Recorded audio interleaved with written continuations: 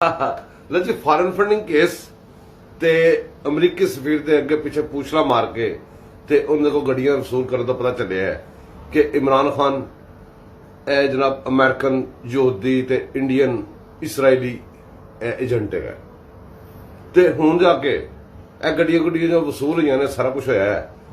ते सारा मरहले गुजरे ने तो यह भी समय लगी है कि इमरान खान की जी हुकूमत बनी सी उन्हें सारे वजीर वो सारे इमरान खान के जाती मुलाजम है। श्री मजारी ते नीरी बीमारी और 3.5 फुट का भलवान है